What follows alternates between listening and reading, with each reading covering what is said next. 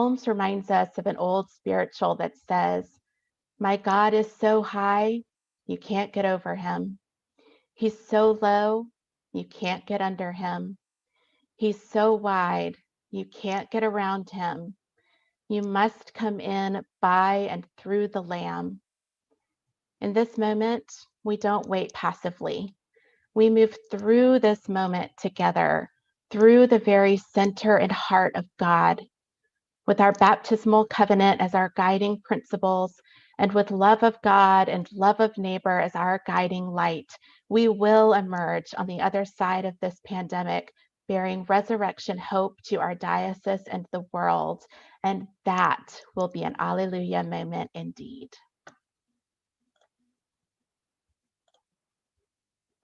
Wonderful, Sarah. Thank you. What a wonderful image of Alleluias being buried under the rug, waiting for resurrection.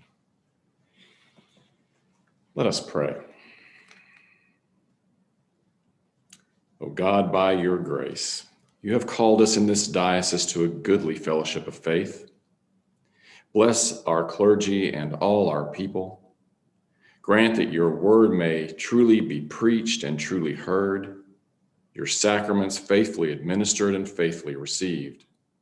By your Spirit, fashion our lives according to the example of your Son, and grant that we may show the power of your love to all among whom we live, through Jesus Christ our Lord. Amen.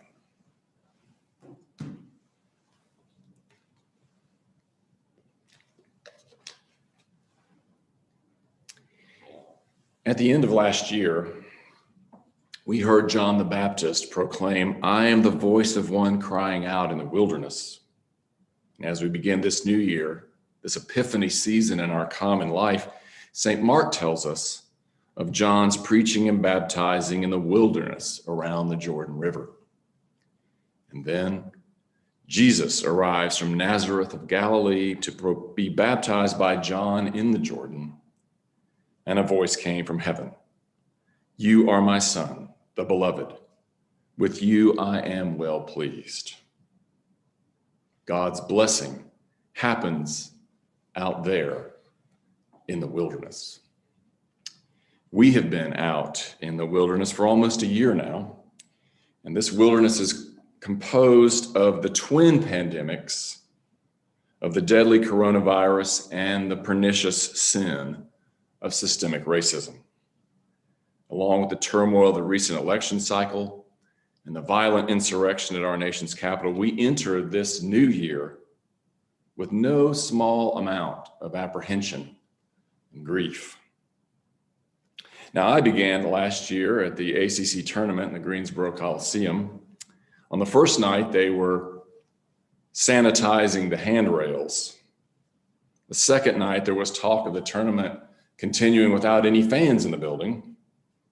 And then suddenly the whole rest of the national tournament season was immediately canceled, which suited me fine because it didn't look like the Tar Heels would be going very deep in the tournament anyway. And so the world began locking down and sheltering in place. Our churches began closing down in-person worship. Many of us know of relatives, friends, and neighbors who have been deeply affected by this virus. My father died of the virus in late March. As people who pray, let us pause to hold in our hearts all those who have died, those who grieve, and those who are sick and in need of healing.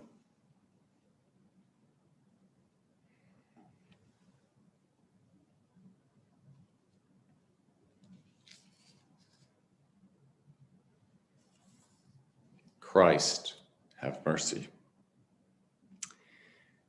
Throughout this year, I have pointed out that the people of God have been in the wilderness so many times in the history of our spiritual and faith journeys. Some of those wilderness moments have been far darker and lasted much longer. Now, this is in no way to diminish the over 2 million people worldwide that are dead from the coronavirus, or the deep wounds of injustice that have been opened anew following the murder of George Floyd. It is rather to remind us as the church that we have the resources deep within our DNA to renew ourselves towards God's dream of peace, reconciliation, and healing for ourselves and for our neighbors. Here, in the season of Epiphany, in this season of light, we remember that those baptized in Jesus' name, we pray for and we seek signs of hope and renewal. We are called to be bearers of the light for others, even in the midst of uncertainty and against formidable odds. In her inaugural poem, The Hill We Climb, the young poet laureate Amanda Gorman wrote, "There is always light if we are brave enough to see it, if only we are brave enough to be it." And so as we muster the courage to strain forward into the light of a new year, we can do so remembering that we are God's beloved. Even in the wilderness, we are beloved, and we are carried along in the Holy Spirit's wake. So, beloved, here we are, virtually gathered for our annual convention. These Zoom rooms are a strangeness that we are getting used to. Some of this virtual gathering is getting, at least to me, quite tedious, even as it has been a bridge to keeping us together, even if it mostly feels artificial and less real to us. It is part of the new normal. There is an emerging technical and social media frontier in our evangelism that we will need to become more and more adaptable and comfortable with. It will become more and more part of our so-called new normal of our church life. Our convention theme this year is One in Mission, as it has been every year since I became your bishop and we created our map, our mission action plan. Our sub-theme this year is renewing our baptismal covenant. We are sorely in need of renewal, and for us disciples of the risen Christ, it will be the promises of our baptismal covenant that will guide us forward into an unknown future. We set our hope there. Now, one definition of the verb renew is to resume an activity after a period of interruption. We look forward to resuming our in-person worship life. We long for the end of this pandemic interruption and a full resumption of our Eucharistic fellowship with each other in Christ. As more and more of us are vaccinated, we should hopefully soon begin this renewing. The other important definition of renewal is to give fresh life or strength to revive. To give fresh life or strength to revive. When we are able to resume our regular patterns of fully being the church, we will need a renewed strength. We will need to renew our commitments as baptized disciples. Some of our worship life will blessedly return to previous patterns. I can't wait. Other parts of our mission and ministry will need to be reimagined afresh. As we emerge from the wilderness, we will need new and engaged efforts in evangelism, and we must bravely go deeper into the work of social justice and racial reconciliation. At the parish level, all of you, clergy and lay leaders, have been resourceful and resilient as you have dealt with the ups and downs of the pandemic over the past year. Throughout the year, I met regularly with our clergy and with wardens to think together about how we would approach each new unknown moment. And I've been holding Zoom meetings with our parish vestries to promote diocesan resources and to hear your concerns and your questions. I have been and continue to be heartened by your faithfulness and your courage. My visits to parishes is now set back by almost an entire visitation cycle of a year and a half. But we will catch up on that too. And as the scourge of this virus diminishes, we will return to joyously initiating people into the church through baptism and confirmation. As bishop, I am grateful for the concern and pastoral care with which you, our clergy, have been faithfully responding to the varying needs of our parishioners throughout this past year. Now, relative to many other dioceses around our international church, we've been fortunate and even blessed. Due to our cooperation with safety protocols, we didn't have high rates of positive cases. The physical impact of the virus on our people and in Southwestern Virginia has been low, thanks be to God. We have faced financial challenges. They are also far less significant than other parts of the church. We need to pray for our church as a whole and be thankful for the immense blessings that are ours in these difficult times. At the diocesan level, I am proud of and thankful for the hard and creative work that our staff and our executive board accomplished throughout the uncertainty of this past year. The staff had to make all the sorts of adjustments to continue to provide timely and innovative resources to meet the needs of our parishes, as we all adjusted to the lockdown and to the safety protocols brought on by the various waves of the pandemic. During the months of the pandemic, the executive board, your elected representatives from around the diocese, worked diligently with the assistance of staff members and our endowment board to undertake a thorough review and restructuring of all of our financial resources in relationship to our operations and our structures. They concentrated on placing our diocese on firmer footing, financially and programmatically, for the short and the long term. I discussed much of this work with you at our Fall Mission Day back in October. The executive board and the staff reviewed, updated, and added new goals to our mission action plan. A new working draft of that work is now on our website.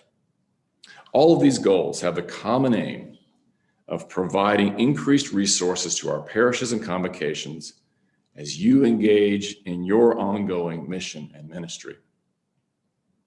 The work of securing this foundation involved responsible stewardship of our physical and financial assets. While we, the staff and executive board, had already begun planning for this recalibration, the pandemic made the need more acute. Much of the accounting analysis and decision-making around all of our available funds and investments cleared up all of our internal debts and liabilities and improved our overall reserves and cash flow. A looming concern has been the delayed maintenance, including roofing and our HVAC replacement that our superb diocesan mission center is in dire need of. This delayed maintenance was estimated to cost around $500,000. Also, as Todd Ayers pointed out yesterday, there had been no strategic plan for accruing reserves for future building care and maintenance. With tight budgets, we repaired things as a case by case and as much as possible. Canon Mark Furlow and the executive board's property and finance working groups, in coordination with our staff, did all the necessary assessments to enable us to value the work and make a grant application to the Letty Page Evans Foundation.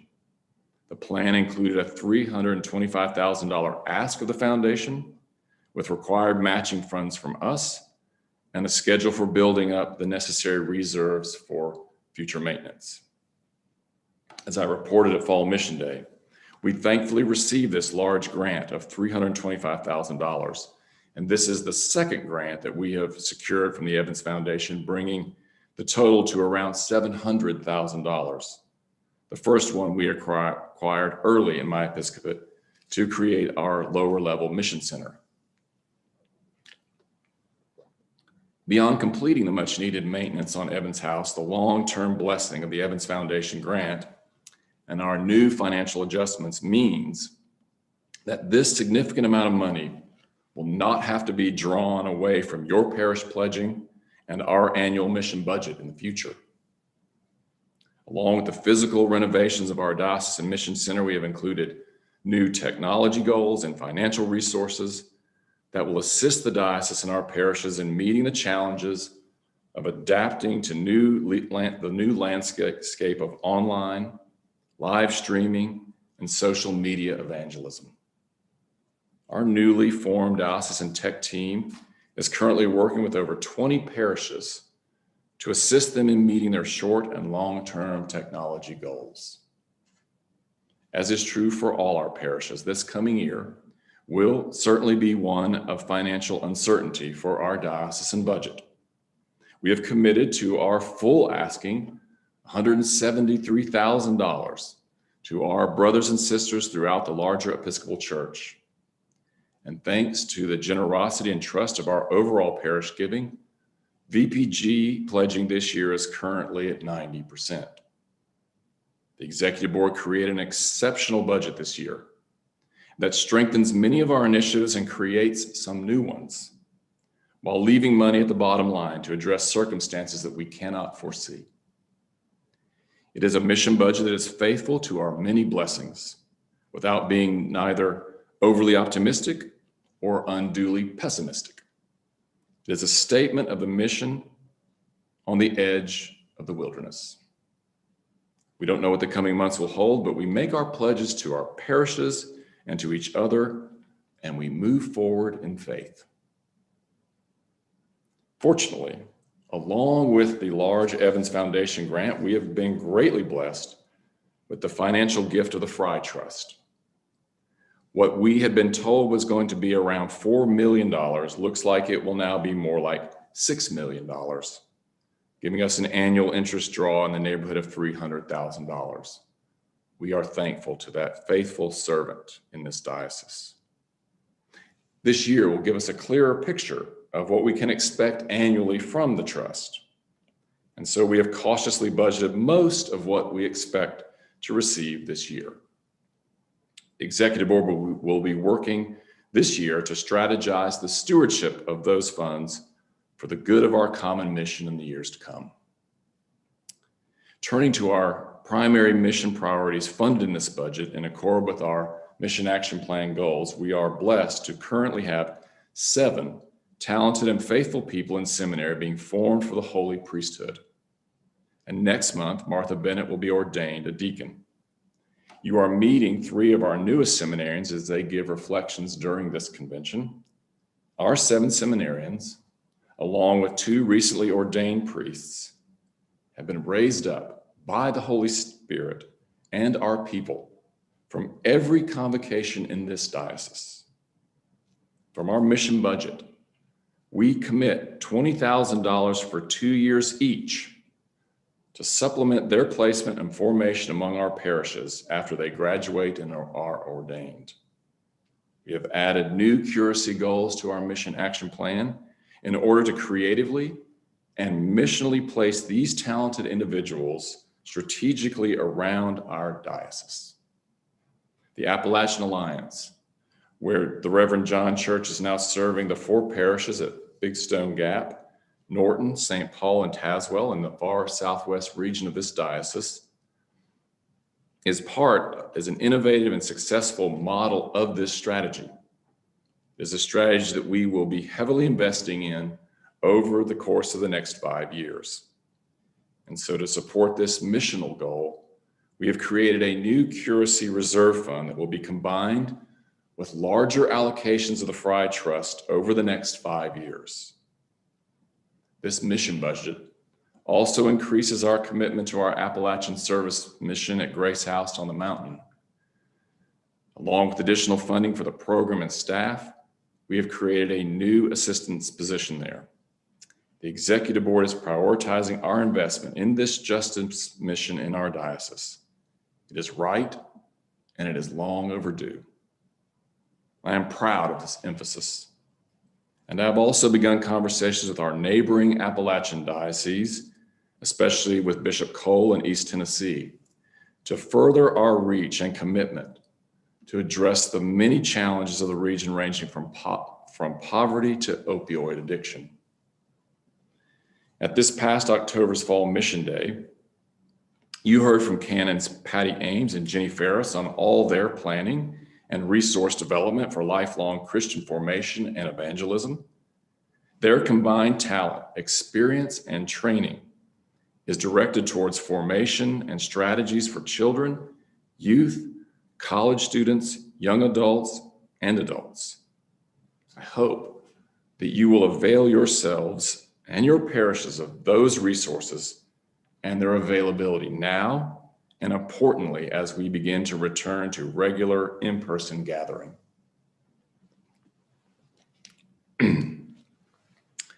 As a segue to our many ongoing initiatives in becoming beloved community, it will be my honor after the break to introduce you to Whitney Parnell for the second part of this morning's webinar.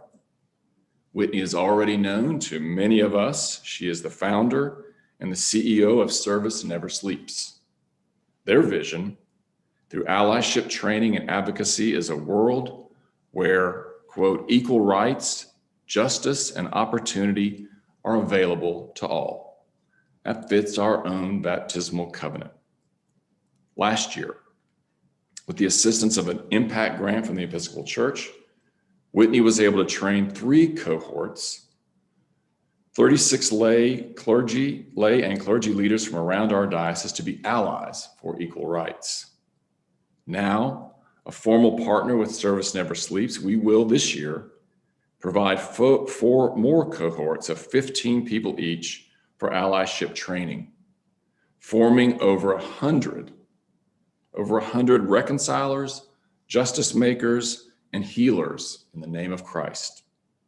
This morning, you will have the wonderful opportunity to hear directly from Whitney about Service Never Sleeps' mission to empower individuals and communities to catalyze social justice through service and allyship.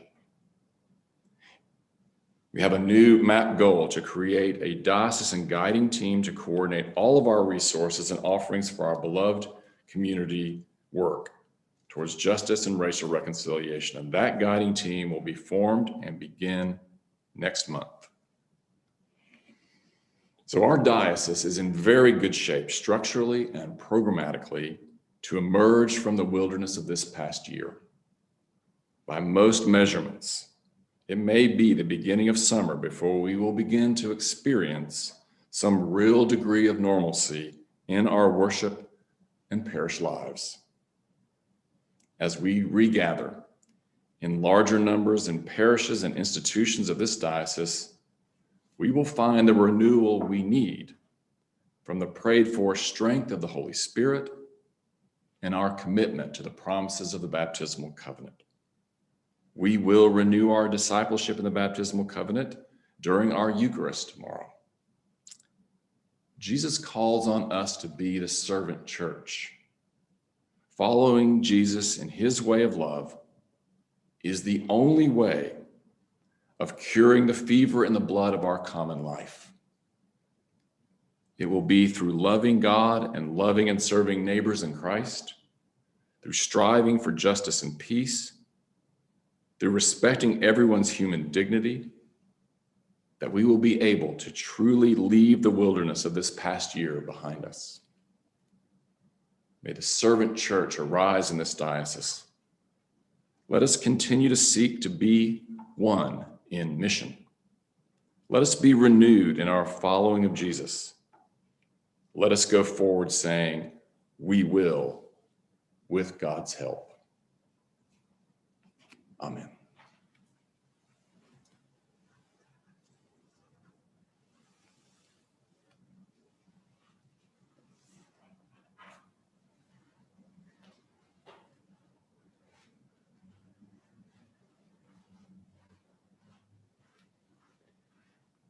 Thank you, Bishop Mark.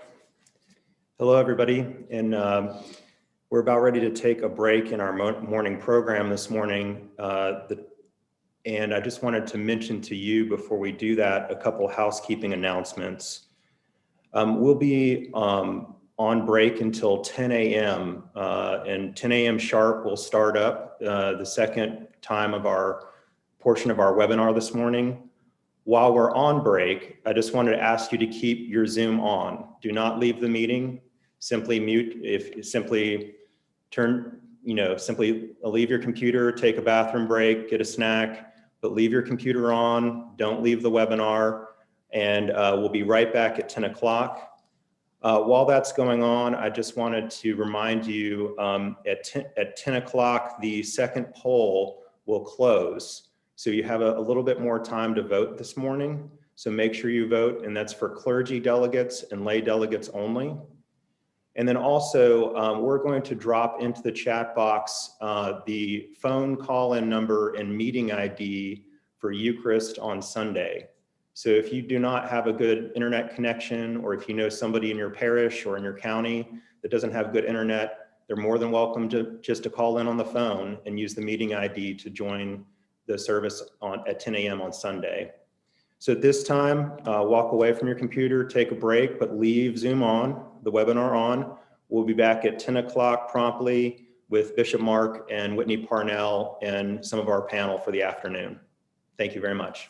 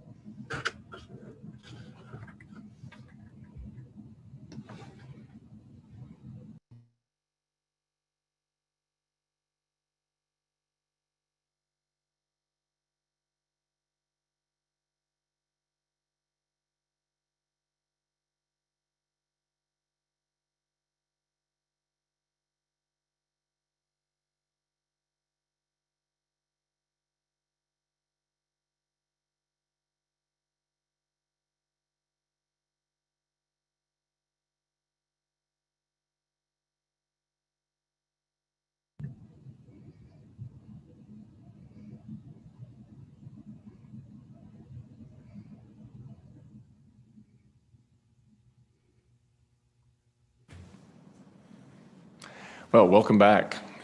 Good to see you all. I hope you had a nice break. And it is, again, a great blessing to have Whitney Parnell with us this morning. As I've already introduced her to you and the work she's done with us, she is the founder and CEO of Service Never Sleeps. And we are really humbled to be a partner with Whitney and Service Never Sleeps. And so in order to give Whitney the most time available, I'm going to go to Patty Ames, who's our canon for Christian formation, for a couple of comments about how we will gather questions. Welcome, Whitney. Thank you, Bishop Mark, and good morning, everyone.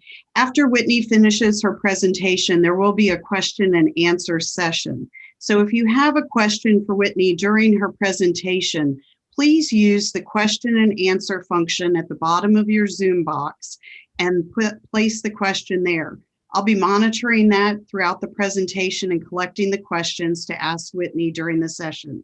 We'll try and get to as many as we can during the time allotted.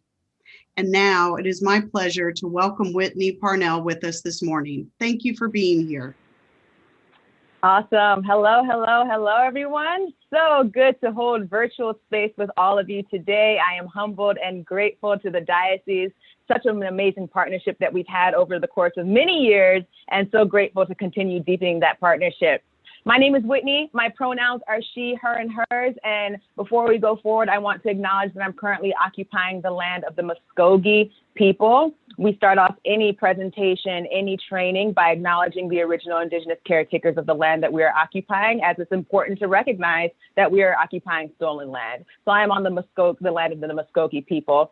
And welcome to our Snapshot Allyship presentation. So I'll be very transparent with you all that this training in its live form is 8 hours, like a full day. And even when we go through that whole thing, people are often like, this is like drinking from a fire hose, to which I always say, well, you're gonna walk out hydrated. So we have just an hour-long snapshot today. So I hope that everybody came extra thirsty, because we still want to give you some main components of allyship, and it will feel like a fire hose, but that's to say that allyship work is a lot. So with that, let's go ahead and get started. I'm actually going to start off by just putting an identity statement on the screen.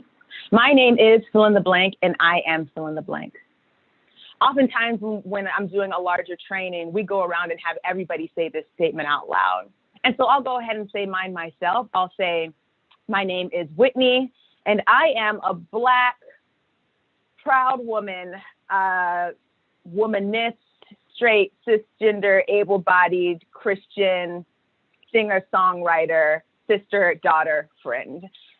When we go around and have everybody say this statement out loud, a lot of times about 5 or 6 people in, a person's like, I don't think I did this right, because the characteristics that they raised vary drastically from what people before them had raised. And I have done this presentation 250 to 300 times at this point. And every time that I'm thinking, what do I want to raise today? Some pieces are foundational. I'm going to raise those every time. And other pieces are circumstantial. Depending on how I'm feeling at the moment, I will make that known. And our standpoint is that all of that is right. That we want to live in a world where however we're coming to the table, both as a foundation and or circumstantially, is embraced and able to thrive. And we call that shared humanity, a world where we're all embraced for who we are and able to thrive to reach our highest potential. And we like to say that shared humanity is twofold. And on the one end, we share our humanity, right? We're bound by the fact that we share this species. And that secondly, the outputs of that should be a world where we're embraced and able to thrive, but we're not quite there yet. So we call shared humanity our North Star, because we want to get to a world where we're all embraced for who we are, able to thrive to reach our highest potential.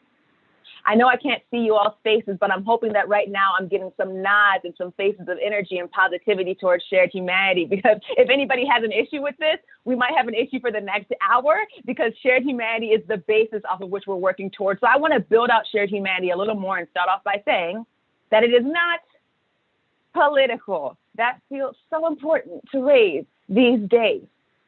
And look, I will acknowledge that working towards these outputs of shared humanity, that we can see political efforts work towards that or work against that, right? I will acknowledge that we've seen issues that compromise shared humanity be politicized. And what I will absolutely affirm that we should hold our political leaders accountable towards working towards these outputs of shared humanity. But our stance is that the premise of this is not about politics, it's about humanity, right? And that regardless of where we fall on the political spectrum, that I would hope that a common grounding point is about humanity, right? Secondly, we say see shared humanity from a posture of abundance. That look, I'm talking about racial justice allyship today, and racial injustice, racism is not driven by malice or evil primarily. It's driven by this scarcity mentality, right? This idea that power is finite and that something will be lost as justice happens. So people feel like they have to hoard power. This ignorance towards the unknown, this fear towards that which is different from us, this idea of, I don't want anybody to struggle, but if it's gonna be them or me, it's sure not gonna be me, so I guess it's gonna be them. We operate from this posture that there is not enough. So how do we disrupt that whole notion and operate from a posture that there is enough? Me being able to exist in this world in this Black body without experiencing harm as a result of my skin color does not mean that white people then have something to worry about. You see what I'm saying? We can live in a world where all races, all skin colors are embraced and able to thrive. See shared humanity like air. I'm breathing, you all are breathing, and we all are right. That posture of abundance is going to be critical. And with all of that as context, we operate under the standpoint that social justice is just right. Period. And look, I know that people can have such a reaction to the term social justice. People can see it as divisive. One time I was pulled aside whilst giving a presentation and told not to use the term because it's divisive, to which my response was, well, we're a social justice org, so we're going to use the term social justice. But this term can bring up so much reaction from people. But look, our stance is there's no room for neutrality when it comes between right and wrong. And anything that compromises somebody's ability to be embraced and thrive is wrong, period. So that's the build out of shared humanity, that it's not political, that it's from a posture of abundance, and that it's operating from the stance that social justice is just right. So what we're here to learn about today is this thing called allyship, which, look, I will name for you all. Service Never Sleeps did not come up with the term ally. We've heard the term a lot, especially over the past year. So we did not create the term ally, but we are trying to create a national movement that when somebody says, I want to learn how to be a good ally, somebody else tells them, call Service Never Sleeps. So we've developed a working definition of allyship, the brunt of which is here, but a critical piece I'm going to give you in a few minutes. Allyship is an active way of life that utilizes bridge building to ensure equality, opportunity, and inclusion for everyone. Something else coming in just a sec, but what I often coin as love in action. So that people understand that, look, the work towards allyship is so that is not so that we're creating more fighting, right? Or creating deeper divide. But if you could see my full body in the screen, it's arms wide open, exuding that energy of shared humanity through and all around. Not to say that this work won't bring discomfort and conflict and tension, because it will, but to understand that all of this work is so that all of us can live our best lives. So what we've got going on here is what I often call a trifecta situation. Allies work towards social justice so that we can achieve our North Star of shared humanity. Allies work towards social justice so that we can achieve our North Star of shared humanity. I'm hoping that this is another situation where people are nodding and feeling this positive energy here. And what I'm going to ask you to do is take that positive energy that you're feeling about this trifecta, hopefully, and plant it deep within your spirit. Because as we get into the work of allyship, where sometimes people don't quite react to me as well, I'm going to ask you to always be able to come back to this moment of positivity and know that the work is so that we can get here. Okay? So let's get into the work. And before we do that, I'm going to ask that you try on this philosophy. All right. One time I was doing this training and someone was like, this is like a philosophy lesson. And I was like, yep, that's it. That's it right there. This is a philosophy. This is our philosophy about what allyship means and how we believe allyship can help us work towards that North Star of shared humanity. And, you know, we dig it. A lot of people have responded well to it. And many people have not. I have had many people storm out of these presentations and gotten some emails of rage from people. And so all that to say is that we ask that you symbolically try this on. Try on this philosophy that we're going to share with you for this next 30 minutes and see what symbolically fits once you've gotten the pieces, right? For some people, it's going to fit really well. You can rock this. For other people, it's tighten some spots, loosen the others, but for the most part, you can make it work. And for some people, it's just not the right fit and it can go in your symbolic closet, never to be used again. But all that to say, we recognize that we have a very intentional opinion, stance, philosophy about allyship, and we ask you to just take what fits and leave the rest, all right? So with that, let's get into this. And I want to start off by saying that if we're going to talk about allyship, then that means we've got to talk about this thing called privilege. We have to talk about privilege. Because look, there are so many social justice issues in the world, hundreds, arguably thousands. And what's really important for us to do as allies is to examine our disposition relative to different social justice issues. Where we are experiencing a social justice issue, where we make up the identity of that community that is oppressed, that is where we are marginalized. So we are marginalized in areas where we make up the identity of the community experiencing oppression, where we are experiencing that injustice ourselves. And where we have privilege is where we are not experiencing that social justice issue. Where since we are not experiencing that issue, by default, we hold advantage, we have advantage. Where those aspects of us are getting the outputs of shared humanity, that those aspects of us are embraced and able to thrive. It is so important that we're able to acknowledge areas where we are marginalized and where we have privilege. And look, when I'm doing this full training, I know the exact spots where if I'm going to lose somebody, it'll be here. I'm like, it's going to be here, here, here, here. And this is spot number one, right after the introduction, because so many people have such a reaction to the term privilege. That's where we'll hear, how could you say I have privilege? I've worked hard for everything in my life. I pulled myself up by my bootstraps, bootstraps, bootstraps, more bootstraps. People have such a negative reaction to the term privilege. But look, I have so much privilege in my life. There are so many social justice issues that I do not experience. There are so many aspects of me that, given society's construct, are embraced and able to thrive. And it says nothing about how good or bad of a person I am. It says nothing about how hard I have or have not worked. It just means that relative to the current construct of society, I am not experiencing that social justice issue. It is so important that we're able to examine our disposition relative to different social justice issues. And so I want us to actually just take a moment to think about that right now. Well, imagine if you were to complete these two boxes relative to your own identity. What would go under marginalization? What would go under privilege? For example, for me, under marginalization, I would say things like Black, woman, because in a world with racism and sexism, as a Black woman, I experienced that marginalization. Under privilege, I would say things like straight, cisgender, able-bodied, housed, Christian, U.S. citizen. So maybe not much time, like 30 seconds, just where you are to process this for yourself. I ask for your grace because I realize that everything cannot fit into the binary of one or the other. Our full identities does not fit under this construct, but where it is possible to just reflect on how this applies to you, take 30 seconds just to reflect on that.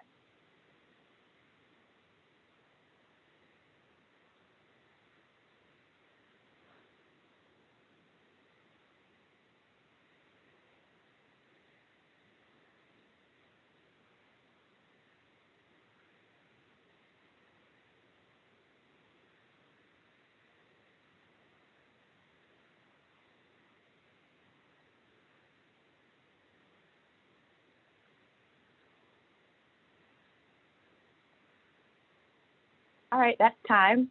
What I'll often say is see this presentation like a seed planted presentation, where I'm planting a whole lot of seeds for what allyship means, that then the ongoing processing, learning, discussing, implementing action happens after this. So that was an important seed planted, where I wanted everybody to posture themselves in examining their marginalization and privilege, because here is where our allyship philosophy comes in. To a certain extent, many, if not most of us, can do this, right? We can examine pieces of us that experience marginalization, pieces of us that are privileged. A lot of times our full being is not one or the other. And here is where our philosophy comes in. Where we are marginalized, we have the right to fight to address that issue, to fight for our justice, for our people, but not the responsibility. We have the right to focus on surviving and thriving, because it's not our job to handle, dismantle that which is marginalizing us. But where we have privilege, that is where we have the responsibility to do the work. Allyship applies to our privilege. That is what is bringing that working definition of allyship that I presented a few minutes ago home. That allyship is relative to our privilege for several reasons. In our privilege, we make up the group that is historically responsible for creating, institutionalizing, driving that contrasting injustice, that contrasting marginalization. That is not me saying that white people today agreed with slavery, would have owned enslaved individuals, would have supported keeping slavery. I'm not saying that, but it does mean recognizing that white people literally historically are the ones responsible for creating race for the sake of economic gain and exploitation, and in this country created and drove slavery and benefited from that dynamic, regardless of whether or not they owned enslaved individuals themselves, right? So it means recognizing historically that we make up a part of the group that is responsible for creating that issue and still benefits from that implementation. What that also means is that we have the responsibility, the critical responsibility, to do the mirror work, to turn the mirror on ourselves and examine ways that I will often say that we are systematized in our privilege. Examine ways that in our privilege, we are continuing to be complicit in these systems, to drive this harm, even a lot of times when we don't mean to be doing it. And lastly, remember, allyship, ultimately we're working towards that North Star of shared humanity, right? A world where we're all embraced for who we are, able to thrive to reach our highest potential. And so in our privilege, remember, we're already getting those outputs. Those aspects of us are embraced and able to thrive. So hopefully in our privilege, we want to do the work to ensure that our contrasting marginalized siblings have the same ability to be embraced and thrive as we do. This is the philosophy, that allyship applies to our privilege, and that is where we have the responsibility to do the work. And for some people, this may be fitting with a lot of tension. And so this is a moment where I ask that you symbolically try this on. For other people, this may be fitting really well. You know, I realize that I do this trifecta of my eyes, hands, voice, that names things as truth and can be quite convincing. And so for some people, this may be fitting really well. But look, I was going to say when we leave these doors, when we close this screen, how often do we hear a different narrative? How often do we hear an overwhelming narrative that is the job of marginalized people to unmarginalize themselves? I am so sick of hearing about what Black people need to do to end anti-Blackness racism, because it's not Black people driving anti-Black racism. I'm so sick of this narrative that how a woman dresses deems whether or not she was assaultable. All right, because what about patriarchy makes one think that they have the right to impose on somebody's body without their consent in any circumstance? This narrative about good immigrant, bad immigrant is so problematic, because what about citizenship allows us to deem the base level for treating someone as human? I've heard narratives from sitting presidents on both sides of the political aisle, both conservative and liberal, while in office, say a narrative about how Muslims need to talk to other Muslims and tell them not to be terrorists, so that then then they won't experience Islamophobia. What does that even mean when you break that out? And to be clear, this has come from sitting presidents on both sides of the political aisle to show that this is not rooted in politics. This is about embedded systems. We hear a narrative that says that marginalized people have the responsibility to unmarginalize themselves, but our standpoint is that marginalized people didn't marginalize themselves. Privilege did. So privilege has the work to do. Now, I want to acknowledge a few things. I want to acknowledge that I'm speaking in a lot of generals and in a lot of what can feel binary. So I do want to add some recognition of complexity when implementing this philosophy, right? The first one being that I understand that people who have identities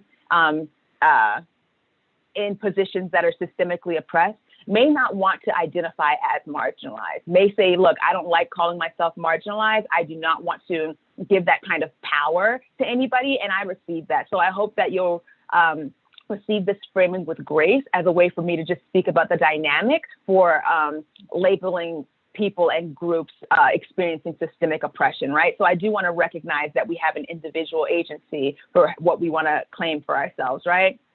I also want to acknowledge that this philosophy can be nuanced and depending on circumstance and setting, right? And the dynamics of privilege in different circumstances and settings. For example, a Black woman in our philosophy philosophically doesn't have the responsibility to address anti-Black racism and sexism. But if she's the boss at a company, right, and has the power and influence there, we do believe that she has a responsibility to center and drive race equity, right? So recognizing how privilege can be nuanced and power can be nuanced.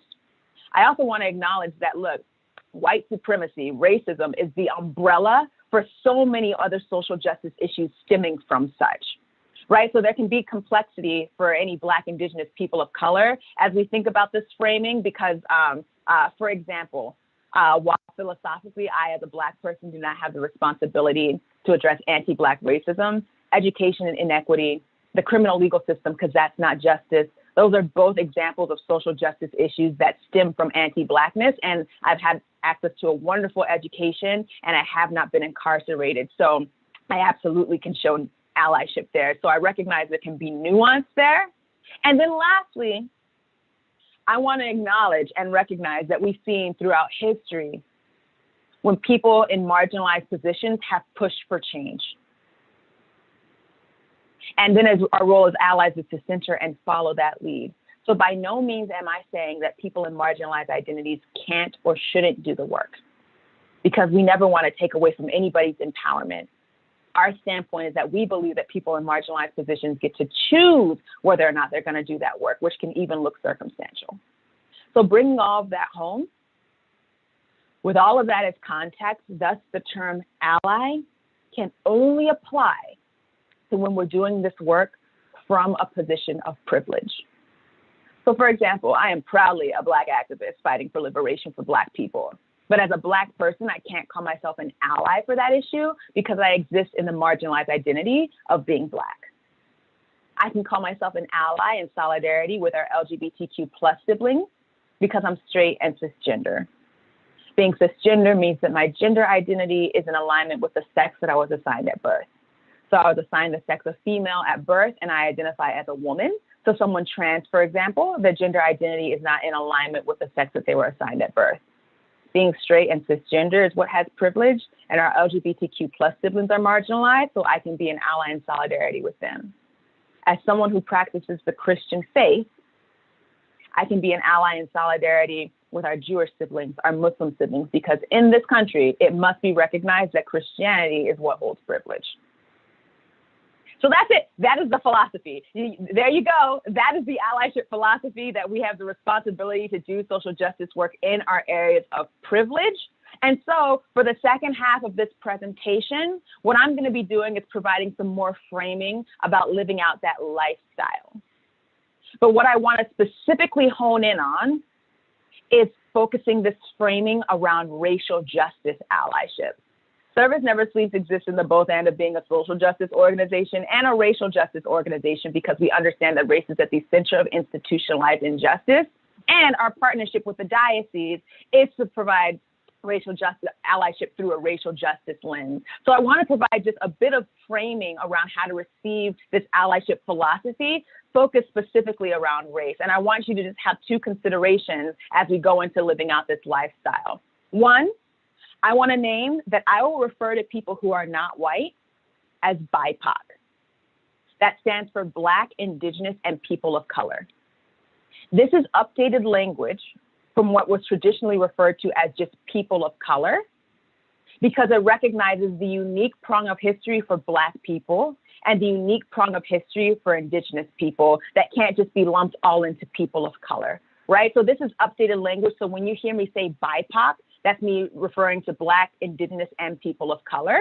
And so part one for your framing as you receive this allyship presentation through this racial justice lens is consider the fact that allyship for different communities looks different and complex, right? And look, I really appreciate receiving this framing as a Black person, because a lot of times I'll finish, racial justice trainings like, I hope white people got something from that. And so this gives me some clarity for how I can receive this allyship framework focused on racial justice in terms of tools of solidarity with other groups that are not Black, right? There is nothing like being a Black woman, and so I would hope that Indigenous and people of color can show allyship solidarity for Black people, just as I am expected to do the same in solidarity with our Indigenous siblings, our Brown siblings, our Asian siblings, our Middle Eastern siblings, right? So it's just some framing there, but also for white people participating in this, understanding that racial justice allyship is not in the binary. That it's not about white people and everybody else, but a big piece of allyship for white people as well requires studying history, learning history, and thus learning about the nuance and different ways that communities experience oppression under this thing called white supremacy. And the other piece of framing that I'll ask for you to consider as you consider receiving this framing of allyship through a racial justice lens is intersectionality. Intersectionality is a term that was coined by Kimberly Crenshaw, a Black woman in the late 1980s, that speaks to when someone lives at the intersection of more than one oppressed identity. So for example, I am Black, so I experience racism, and I'm a woman, so I experience sexism. And instead of thinking about the impacts of that for me as a plus sign of racism plus sexism to be my experience, think about it as a multiplication sign. Racism times sexism that creates this whole prong of compounded harm for me as a Black woman that cannot just be explained by race and cannot just be explained by sex/gender. This is such important framing for us to do so that we can do the work so that everybody experiences liberation, so that all BIPOC experience liberation, because we see that there, in fact, is compounded harm when we consider BIPOC living at the intersection of more than one oppressed identity. For example, Black people experience excessive force and killing by police at much higher rates. Black people with disabilities experience excessive force and death by police at even higher rates. So, right, we're seeing the compounded harm of intersectionality. When we talk about violence, BIPOC trans people experience much heightened violence, particularly BIPOC trans women, particularly Black women, Black trans women. Black trans women die at some of the youngest rates because you consider the fact that they're experiencing violence outside of the community for being trans, as well as police violence, as well as intra-community violence, right? So you see compounded harm there. Let's flip it and think about women, right? On average, a woman makes between 79 and 82 cents compared to the man's dollar. A Black woman, a Native woman, a Latinx woman makes closer to the lower 60 cents compared to the man's dollar. So we see how intersectionality compounds the harm that one experiences, right? And so it's just an additional framing to think about doing this work so that everybody experiences liberation. Because look, I know what it's like as a woman to not be considered for my gender in the fight for racial justice, often which seems to center straight, cisgender, BIPOC men. I most definitely know what it feels like as a Black woman not to be considered in the feminist movement, often which seems to center white women and not consider the role that my race plays in my experience, right?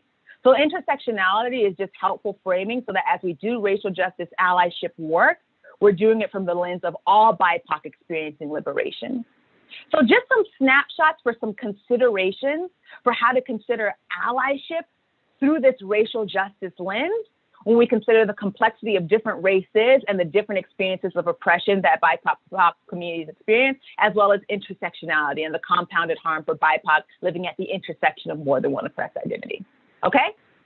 So, given you a lot already, hope everybody's doing all right. We're making our way through here. I told y'all, this is like a drinking from a fire hose. I hope people are feeling really, really hydrated, and hopefully the Q&A section will give some space as well to breathe. So the last few components that I want to give you as well for this framing are ways to live out allyship. I want to plant the seed for the lifestyle of allyship ahead.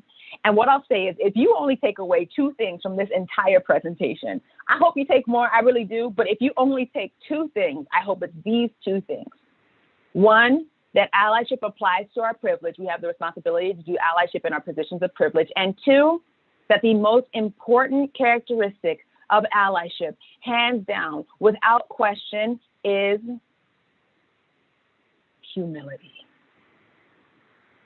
Humility is the most important characteristic of allyship for several reasons. 1, because of self-work.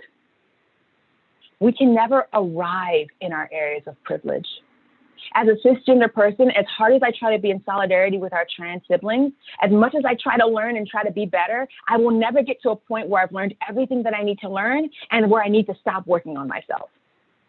I will always have work to do in my privilege. And look, I do this training in more liberal-leaning spaces and more conservative-leaning spaces, and spaces that are an intentional mixture of politics, and spaces that are politically neutral. And the difficulty of my day is not deemed by political affiliation. It's deemed by this right here. My hardest days are when people come in thinking that they know everything, when they come in wanting to teach everybody else, when they come in wanting to teach me as the trainer for the day. You know, one time I got into an argument with somebody about the fact that reparations as a definition, it means money, because they were trying to tell me that no, it could be money or just an apology. To be clear, reparations is money. My hardest days are when people come in thinking that they know everything. And you want to know how that comes in its strongest form? When people come in wanting to learn how to work on their racist family member, their racist friends. When they're like, I'm here to learn how to work on my racist family members. They say such horrible things and I just don't know how to reach them. And I want to learn how to talk to them to make them more like me. And then they're like, because girl, I'm so woke. And then they tell me all this rap music that they listen to. And they call me girl like 12 different times. And I'm like, well, all that was really racist right there. So you're exactly where you need to be. My hardest days are when people come in thinking that they know everything, because they're the first to leave when they realize that most of this training is about turning the mirror on ourselves. And also, look, if we don't think that we have any more learning or growing to do, we don't have a posture of seeking to learn and grow, right? So if we know that there's always learning and growing to do, that can give us a posture of always seeking to be better. Humility also matters from the standpoint of invitation. We're trying to build this movement of love and action, right? And have we ever come across that ally who's doing this, shaking their fingers at everybody? I am on a journey just like all of you in my areas of privilege, and I have been the one doing this. And guess how many people wanted to join me in the work when I was doing this? That's a big fat 0 that I can look right on through. But you know what? I've also been on the other end, when I've shared privilege with someone and I absolutely need to show up as a better ally, but them going like this to me just made me cower away. Because what's going to be more effective? Get like me, I'm a great ally doing great things. What are you doing? Or I see all this harm that's happening to this community. And I just want to do the best that I can to show up better and learn to be better. Do you want to join me in that work? A humble disposition of invitation is one of our strongest opportunities to build this movement of love and action. And lastly, humility matters from the standpoint of hope. It is easy to look at the state of the world and lose hope, especially with racial justice. Where I will acknowledge that some stuff has gotten better, I have rights that my grandparents could have never dreamed of, that my parents could have not even had. I am my ancestors' wildest dreams in many ways. But you know what? A lot has also gotten worse. Like that racial wealth gap. The racial wealth gap is in fact growing, where we see that white wealth will continue to grow with time, where Black and brown wealth, as things currently stand, will be at 0 by the 2050s. So some things very much are getting worse. And then so much has stayed the same. It's just morphed with the times. It is easy for me to look at the state of racial justice and lose hope sometimes. And then I read this book by DeRay McKesson. He's a millennial activist, was very involved in the the Ferguson uprising. He wrote a book, and he talks about how hope is the belief that we can build better tomorrows than today. And that just helped me settle in so much into this work, because it helped me settle into, you know what, I can do the best that I can to make tomorrow better. Because let me tell you what I'll do. I'll feel this general lack of hope in society, and then before I know it, I'm applying that lack of hope to certain people. And I'll be like, but they're a lost cause though. There's no bringing them along. There's just no reaching them. I'm wondering if anybody else has ever said that before, where you've just been like, they're just lost though. I know I've said it, but then you know what?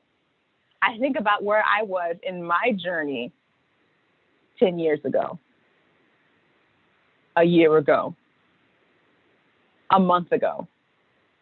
What's today? Saturday. So just a few days ago, when I made a grave mistake on Wednesday. And you know what? I am so grateful for the grace and the patience that so many people showed me in my own journey towards getting better in my areas of privilege and being an ally. And is anybody else really grateful for where you are now compared to where you were in your areas of privilege? And you know what? And that makes me really excited about where I'll be a month from now, a year from now, 10 years from now, as I continue down this journey of continued learning and growing. I think it can actually be kind of self-righteous of us to believe that we have all the potential to grow and come along and get better, but that other people can't.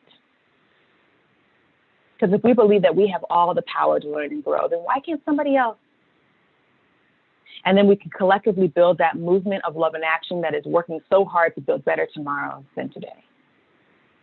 Humility is the most important characteristic of allyship, as I leave you with the last bit of tools for the seed planted for the allyship lifestyle, and that is an acronym for the allyship lifestyle. The CLAIM acronym.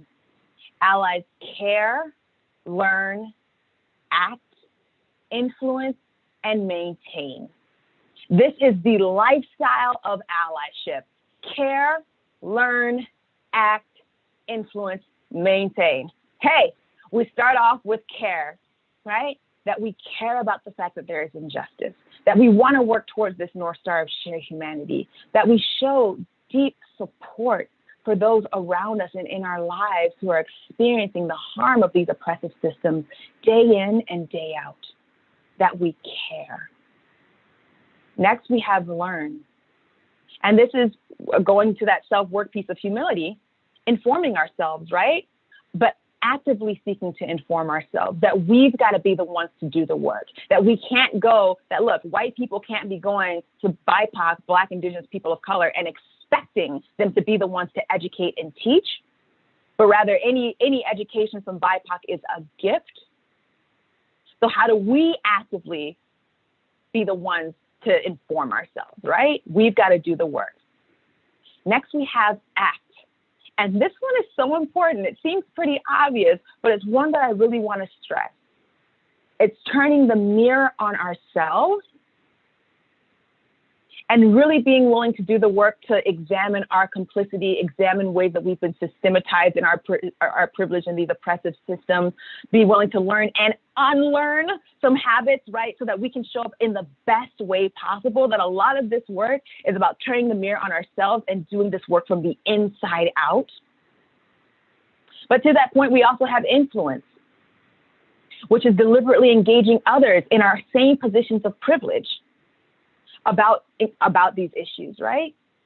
Look, I often talk about the power of sameness. Something about implicit bias makes it the case that we favor our own in-group. We favor that which is like us, right? I'm wondering, do we have any women here who've been in a situation where you're talking to a man about something and he's just like, woo, just not paying attention. And then a man comes and says the same thing and he's like, thank you so much. Woo, absolutely, that makes sense. And you're like, I just said that. Men talking to men about sexism makes a difference. I am a Black woman. I live this identity, and by profession, I teach about race. I know what I am talking about when it comes to anti-Black racism, but I can tell you the hundreds of times, if I'm engaging with a white person who has their anti-Black bias, as much as I'm trying to explain to them about anti-Black racism, they are not receiving it from me. And the difference that it has made for a white person, a white ally, to come alongside me and say, This is true. She's right. White people talking to white people about race makes a difference and is a requirement in my book, right? There's power in us using our privilege to engage others in our same positions of privilege about these issues to move them towards justice. And, you know, I think a lot of people come to this training wanting to learn tools specifically for how to do that. And so, you know, this is just a planter for if you want more tools than that, we have a much longer partnership with the diocese to be able to learn those tools. But I think a lot of people come to this training wanting influence tools, but that generally people who don't like know about allyship trainings and stuff, I think generally a lot of people think that allyship ends with the class. That if I care about these issues, and I do as much as I can to learn, that will inform how I act and how I behave, and how I act is the best that I can do. To which we're like, nah. Influence is one of the most critical pieces of this work. Because look, the holidays just passed recently. If we're at that holiday dinner table,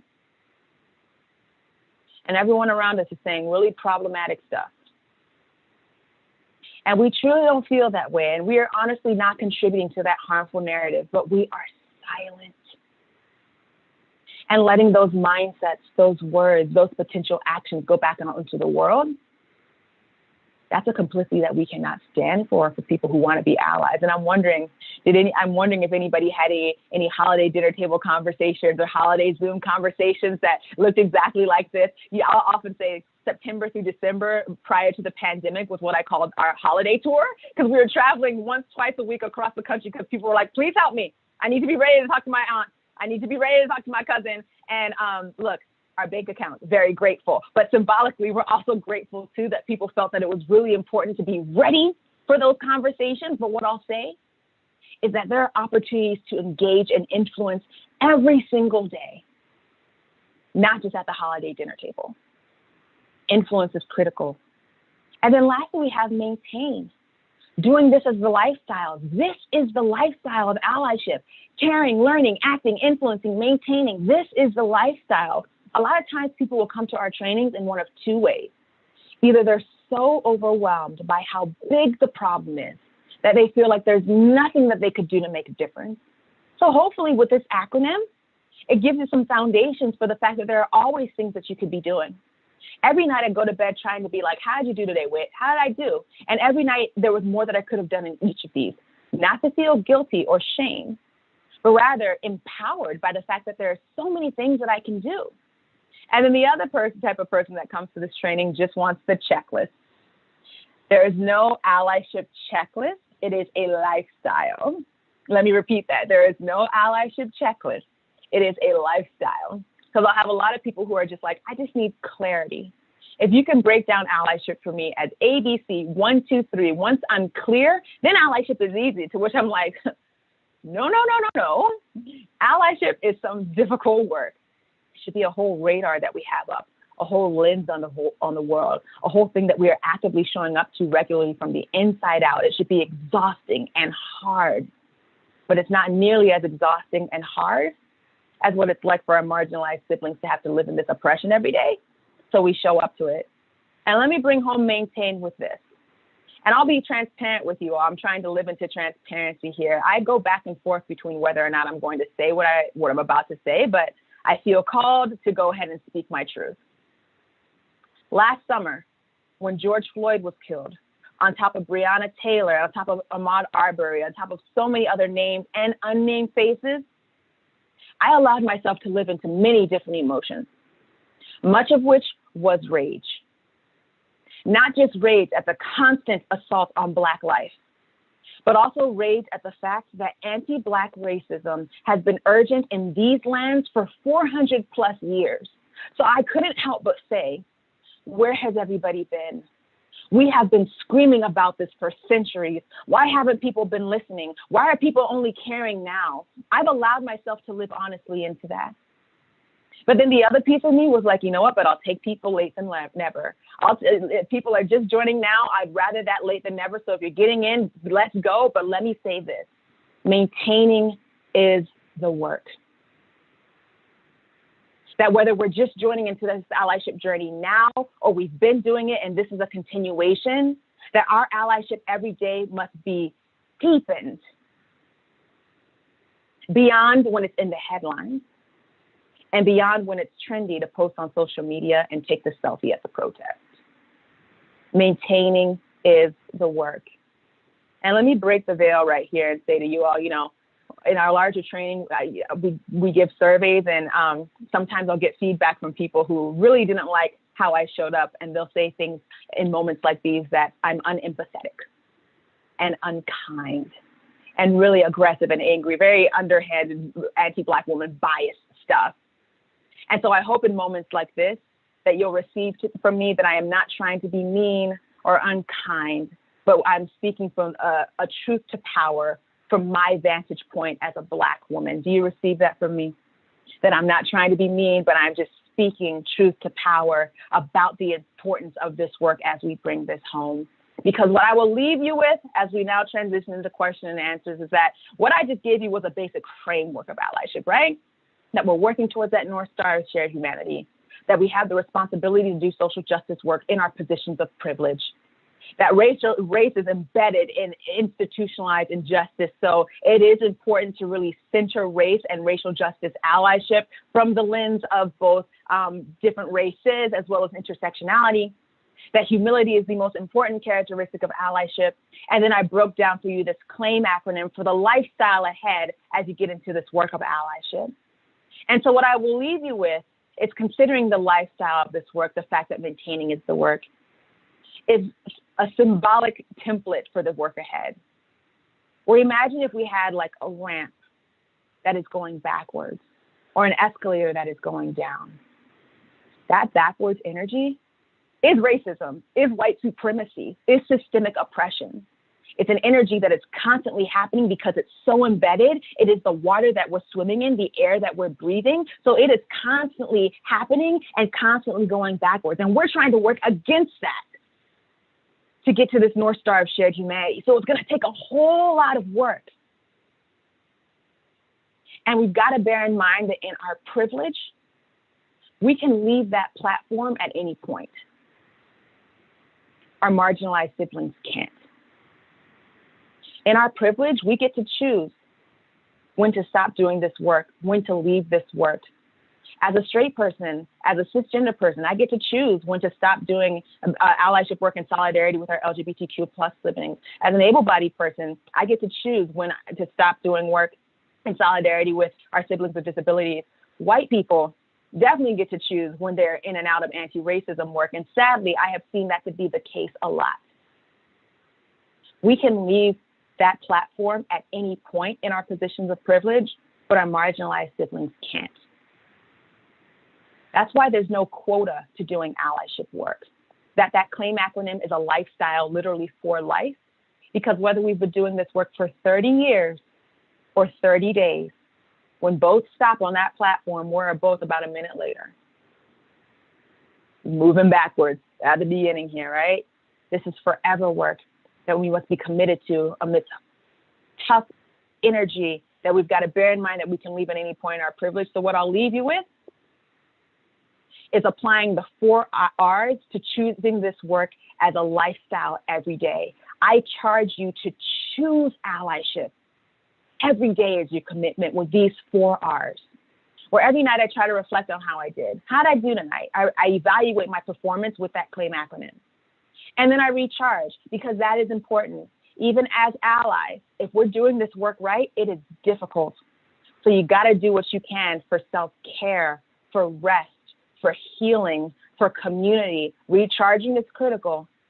And then we recommit to try to do the best that we can with that CLAIM acronym for that day, knowing that that involves risk. That if we are doing allyship from a position of comfort, we're not doing it as well as we could be doing. Allyship means assuming risk. I reflect, I recharge, I recommit, knowing that that involves risk. I reflect, I recharge, I recommit, knowing that involves risk. I reflect, I recharge, I recommit, and that is the daily lifestyle of allyship. So thank you all so much for being with me in that fire hose of a presentation. I hope that is seeds planted for the work ahead, but also maybe seeds planted for ongoing work that we'll be doing with the diocese. And so with that, I think we're transitioning to Q&A. Should I go ahead and take down the screen so that we can see each other's faces as we have this dialogue? Yes? Yes? Okay, cool. All right, friends, I'm handing it over to you. Okay, Thank you. Patty. Thank you, Whitney, so much. It was a wonderful power hose, and we appreciate your presentation so much and sharing your mission and ministry with us. We do have a few questions that we'll get to, one of which is someone was saying that they have found that reading books from people of color helps them to understand roots of racism in a better light.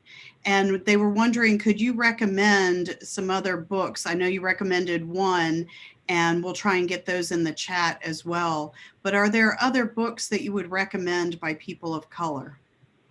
Oh, so many, you know, oh gosh, there are so many. And a few that just come to my head right now are, starting off, Me and White Supremacy by Layla F. Saad. That one is amazing and really great. It's like a workbook for white people, particularly wanting to examine their white supremacy. So you want to talk about race by Ijeoma Oluo, another really great one. Decolonizing Wealth by Edgar Villanueva. He's a Native man in the philanthropy space. Oh gosh, there are so many. We Are Not Here to Be Bystanders by Linda Sarsour, a Palestinian Muslim woman, that just came out last year. There are so many. But what I will name is that I love that point being made, because I think what they're speaking to is the power of centering, right? Those closest to the problems are closest to the solutions. And so when we're trying to be effective allies, we will learn best about what is the problem and what needs to be done from those who experience this every day. So I'm really glad that the person listed how much they've been able to learn from sources who experience this day in and day out. And there are so many good ones, but those are just a few that came to mind immediately. Thank you so much. And just a reminder, we do have a resource page on our diocesan website as well, and we'll make sure if those books aren't on there that we'll add those to our resource list. So thank you for sharing those with us. We have a question. You talked about this a little bit about influence, but how can we, or what is the first step in being an ally when we're talking with people who aren't necessarily ready to listen, can be difficult, or at our own table, whether it be Thanksgiving and talking with family members, which touches on that risk? Great question. So my response to that is twofold. So what I'll say is the first piece is that even how we enter into the conversation is really important. I often will say that people need to have recognized their sit moment, because these are very emotional issues, right? That we can show up to. Our natural response may not be the most ideal response for engaging someone, right? So for example, for me, when I hear somebody say something problematic, how Whitney wants to respond is explosion, attack, but that is not the best way to open up space to dialogue, right? So what I will often say is part one for people is to recognize how do they want to react and how do they need to react. Some people may want to react with the attack and the explosion, but that's not going to be able to invite someone into dialogue. A lot of people, they want to react by running away, by staying silent, right? By not wanting to engage at all. So I would say that a really important piece is making the decision to commit to the engagement and making the decision that we check how we want to react and how we need to react, right? And then part two is really the posture for doing that. And what I'll name is that in our training, we give a lot more tools for how to go into this. But what I'll say is that people fall at different levels relative to these issues, right? Ranging from being active allies themselves to what I present as a barometer, right? To being passive allies, so people who agree with you about these issues, but they're not doing anything, to neutrals, a lot of people who just don't care. They're just oblivious a lot of times, or they want to stay out of it. saying, I don't see color. That is such a neutral statement, right? You got passive opponents. These are people who are saying things like, at the dinner, I call them the dinner table people, saying really harmful, racist stuff. And then active opponents, people who are actually causing harm, right? And so it's important to identify, where is this person falling? And then trying to engage in a way that is, what I always say, seeking to move them over some. A lot of times allies are trying to get people from being active opponents to all the way to being active allies, to just do a whole jump from they're horrible to, woo, I'm an ally with them too. That'd be great, but that's not realistic. And so what I always charge is, how do you take every conversation with the goal of trying to move someone just over some? That there's even, imagine the shift from that person at the dinner table who is saying, all lives matter, Black people are so aggressive and dangerous and angry, to just being like, that is a shift that look, as a Black woman, I will take knowing that that shift happened, right? So that is what I would say is part 2 for how can we conceptualize ourselves for really committing for the long haul to having in conversations that are engaging people and seeking to move them over some, that there's opportunity in relationship that we can keep moving them over, recognizing that as well, it's often not going to be one conversation, but it needs to be stuff that we're revisiting, right? It could take months and years. And so we've got to make that commitment. But then lastly, what I'll just introduce tools-wise is that a lot of what we're trying to do is hold the both and of trying to understand where they're coming from and stand for justice in a way that promotes values of good, right? So a big piece around this work, when we're one-on-one with someone in our same positions of privilege, is to really understand what is driving that, right? Because I would argue that a lot of times it is not evil. It's not malice. It's own experiences, their own perception of things, how they've been raised, lack of proximity, a whole lot of stuff. And so a lot of our role is to really try to inquire more about that, to have a posture where we're willing and able to hear where they're coming from and set up a space thus where they're willing to hear from us. And where we're using our power as allies to really push for shared humanity, not win the argument. So it takes a lot of intention, a lot of patience. The last thing that I'll just say to all this, though, is that I want to be clear that our standpoint is that these kinds of tools are important for when we're one-on-one with someone in our same positions of privilege, right? Because, like, look, if I am at a table where a white person is saying a whole lot of racist stuff, I would hope that a white person as an ally, their main focus is my safety and my protection, right? Not teaching someone else a lesson where I'm having to endure harm even in that process. So I want to be clear that these kinds of tools are for when you're one-on-one with someone in your same position of privilege and there's no one from that marginalized identity to be harmed, because what that also allows is a lot more space to really go deep and really try to understand without having to worry about someone experiencing harm in that process.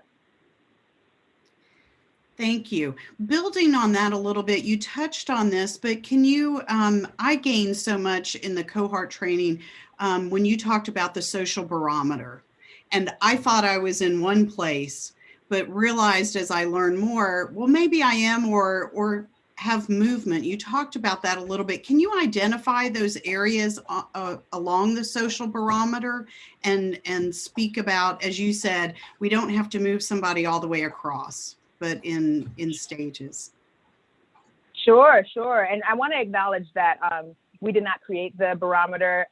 The reference to it is who gets acknowledgement, I believe, is David H. Albert. So I do just want to acknowledge that SNS, we love the barometer, and so we amplify it. So that barometer is a way, what I always say is a way to frame the work towards shared humanity and social justice and where people fall relative to that work. So an active ally, that's what we want to be. Claiming, that claim acronym all day, every day. A passive ally is somebody who they align with what I call our compass for justice. So they agree with us on the issue of like anti-racism, right? But they're not necessarily doing anything about it. They're not acting on it. A neutral is somebody who could just not know about the issue at all. So by default, they're neutral. They're a fence sitter. They're staying right in the middle, right? They're staying out of it altogether. They are just not engaged about the issue. A passive opponent is somebody whose beliefs go against our compass for justice, right? So they have racist thoughts about something, Islamophobic thoughts, right? And a lot of times, you know where they fall. They'll have plenty to say about it at the dinner table, but they're not necessarily actively trying to do something about it. And then an active opponent is somebody who is causing harm. And so what I'll say about all of that is that for the framing, I want to be clear that active opponents aren't just KKK members. Active opponent behavior can look like dialing 911 on someone living while Black. Active opponent behavior can look like following someone around in the store to make sure they don't steal something. Active opponent behavior can look like seeing Latifah or Jamal's name on the resume and moving on to the next resume. There was a study that was done that shows literally with mirroring resumes, how Latifah and Jamal get so much less callbacks, right? So I want to be clear about how this can show up in everyday form. So I just love that because there's fluidity, but also it just helps frame where is somebody falling to then help engage. But to your point, Patty, what I think is even more important about that is turning the mirror on ourselves. Like we say, humility is so important. And I realize in my areas of privilege, there are some issues where I'm just not where I need to be, and I need to take that CLAIM acronym and move myself. But what's even more powerful is thinking how one day I can be all over the place. How one moment I showed up like I needed to as an active ally, and the next moment I was quiet when somebody made the really harmful joke. And I was a passive ally, right? I was thinking to myself, that's wrong, but I didn't say anything. And then I became the passive opponent myself when I made the harmful joke myself. And then I became the active opponent when I used the wrong pronouns on someone when they told me what their pronouns are, right? So it's really important that we're not just using this barometer to examine where other people are, but it's really helped me as like a thing to have in my daily walk to examine and evaluate my own allyship performance. Thank you so much for explaining that further. I really appreciate it. We have a question. Someone asked, I'm trying to be an ally, and in talking about Black Lives Matter, someone has said, well, the response they got from someone was all lives matter. How should I address that? Oh, all lives matter. So here's what I'll just say as some prompts, right? And this is where, once again, it's that opportunity to really try to use what we talked about trying to understand where that person is coming from. But what I'll say is this. What I often say are some good things to lean into is recognizing, yes, of course, all lives matter. Of course you matter. Of course, all lives matter. But then really leaning into noting that it seems that a lot of times in history and now, Black lives don't seem to really matter, or Black lives don't seem to matter as much. And don't we want their lives to matter too? So really asking questions about that, right? Really asking questions about, don't we want Black lives to matter too? It's sort of like part one. And then like part two, really making it clear how thus saying Black Lives Matter is working towards just that. Saying Black Lives Matter is us committing to wanting Black lives to matter too, so that in fact, all lives can matter. Saying Black Lives Matter is so that we can work towards all lives mattering. So what I'll name is, a lot of times people's aversion to that is feeling like what that is saying is that only Black lives matter, and that's not it at all, right? It's that Black lives don't seem to matter as much. But what I'll also go ahead and name, in case you haven't noticed, I don't have a censor or a filter when it comes to this work because it's just too urgent. But what I'll also name is, look, we live in a systemically anti-Black society. We live in a white supremacist society where the water that we are swimming in is white dominance and power. But what people often don't recognize is that the two-sided coin to that is that it's an anti-Black society, that the construct of race has white at the top, Black at the bottom, right? And so it's so important for us to recognize just how embedded anti-Blackness is in society, to which I actually think a lot of people's aversion to hearing Black Lives Matter isn't just feeling somehow like it means that other people don't matter as much, but some implicit bias stuff that anything that centers Black people in an anti-Black world is a problem. That's a whole lot more complex that may not be where somebody is ready to go into. But I think as allies, it's important to understand all that context as well. That leads into another question that someone posed about, you mentioned Christianity and the connection with privilege. They were wondering if you could expand on that a little bit. Sure. And, I practice the Christian faith myself. And so actively trying to show up in the best way as possible, I think we do need to recognize that historically in this country has roots of its founding having Christianity embedded in it, right? And that this country was founded on the premise of freedom of religion.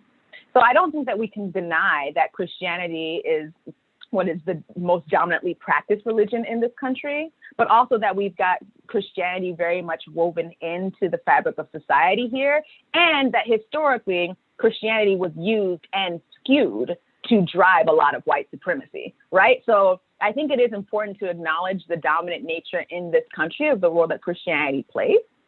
And that, once again, you know, privilege does not mean we're bad, right? That identity of us is bad. It means just recognizing that that is what has advantage. That is what is favored. And that is the faith that is favored in this country, which we can see thus by the deep anti-Semitism that shows up all around, by the deep Islamophobia. And so bearing that contrast in mind, our standpoint is that since Christianity as a religion, as a faith practice in this country is what is dominant and has the privilege, there is responsibility to show allyship and solidarity with our Jewish siblings, our Muslim siblings who definitely experience oppression and systemic oppression at that, particularly in this country. Thank you. The last part of what you were talking about with the claim was the maintain. And someone asked, they feel like they're doing, as you talked about, the earlier steps, but what are some suggestions that you might have as far as how we can maintain being an ally and continue to practice that? Yeah, well, that's why I'll come back to the 4 R's at the end: reflect, recharge, recommit, knowing that risk is involved. That's just a really valuable way for me to evaluate how I did and just be able to show up every single day. I'll be honest, I can't control my face at all. And so my face sometimes, my natural reaction, get mad at me, y'all, but my natural reaction sometimes when white allies are like, Whitney, you can't get rid of me. I am in this allyship work for life. My face is kind of like, okay. Because I've experienced a lot of abandonment from white allies in this work. Abandonment when they realize that they have to step beyond their discomfort. Abandonment when they get fragile and get called out on harm that they've done. Like, I've had people be like, well, you know what, fine, I'm not going to do this work anymore since you just said that I did a microaggression, right? Like, abandonment is real. And so what our charge is while we want to do this as a lifestyle, bearing in mind that that it requires maintaining, we say choose this a day at a time, right?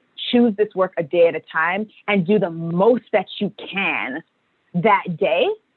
And then using those 4 R's, recharge at the end of that day, and then do the best that you can that next day. So I say take it as an everyday thing. And what I also just charge as a way to continue deepening is maybe think about that role of risk.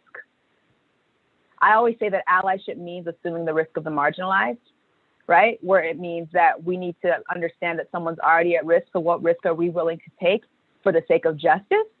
But that also our privilege being involved subtracts risk. There are so many stories and data to show, like, for example, at a workspace, if a Black, Indigenous person of color brings up an issue with race versus a white person brings up their concerns about race, there would more likely be a lot of repercussions for a BIPOC person than a white person, right? So while it is still a risk for a white person to consider to do this at their job, right, there will be less risk for them to bring it up. I do a lot of protesting, a whole lot, and how we're treated by police for peaceful nonviolent protests is deemed by how many white people are out there. So when I organize, I make sure that some are out there to make sure that there's more of a likelihood of my being safe. So that is just what I will add as like the charge for maintaining is, what does it look like as an ally to frame out for yourself? What is the full spectrum of risk here? What is that? How far am I willing to go now? What does that look like in implementation for me?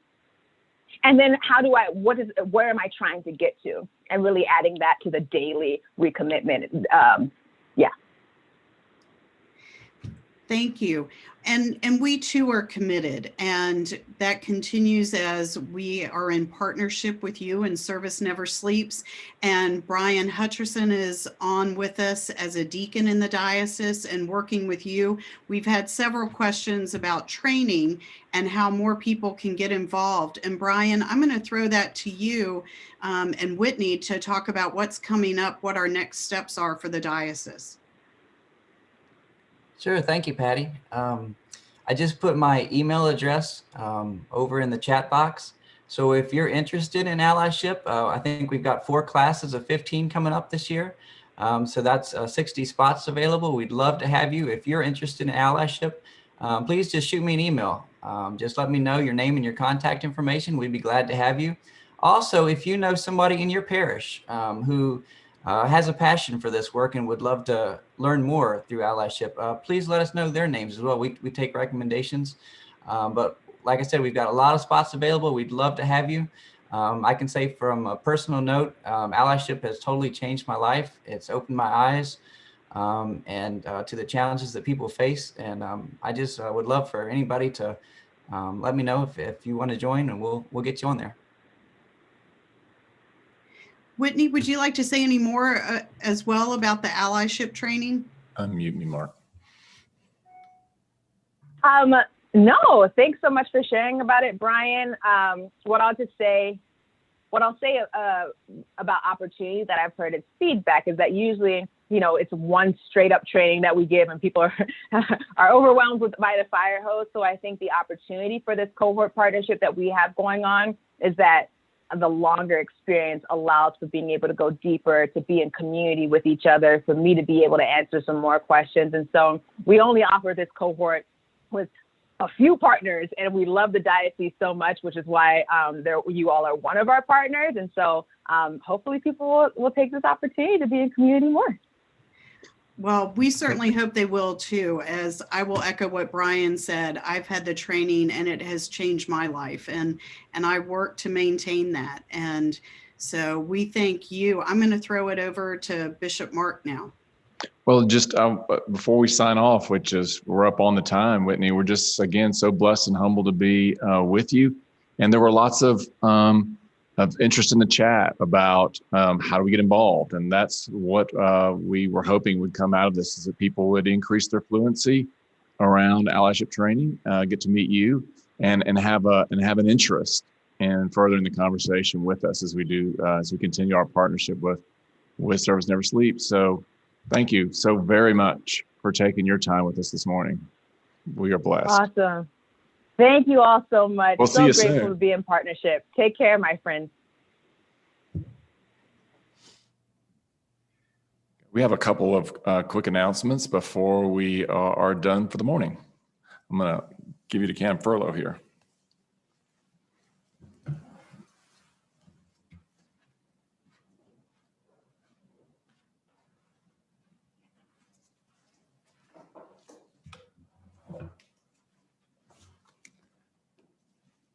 Thank you, Bishop Mark. Hello, everybody.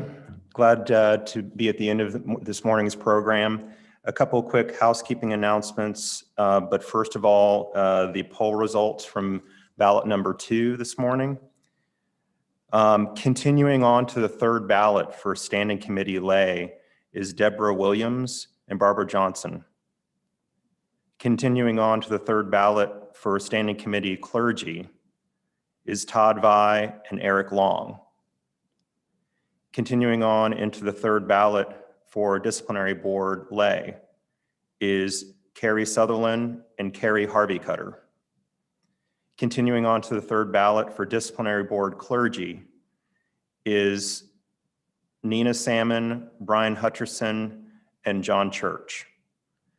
Thank you very much. And in terms of housekeeping, I just wanted to note that we're going to be on a lunch break. The webinar will conclude in just a minute. So we'll all go off Zoom for lunch until 1 p.m. At about 12:45, 15 minutes before 1, we'll start up the business Zoom again so that you can begin to join. So join us on the business Zoom between about 12:45 and 1 o'clock. And also the third poll will open during lunch at 12:30 p.m. We'll send out an email and we'll also put in the chat box when we get back into business the link for you. So check your inbox for the third ballot, invitation to the third ballot at about 12:30, and we'll see you about 1 o'clock. Thank you very much. Do you have anything else, Bishop Mark? That concludes our webinar. Thank you.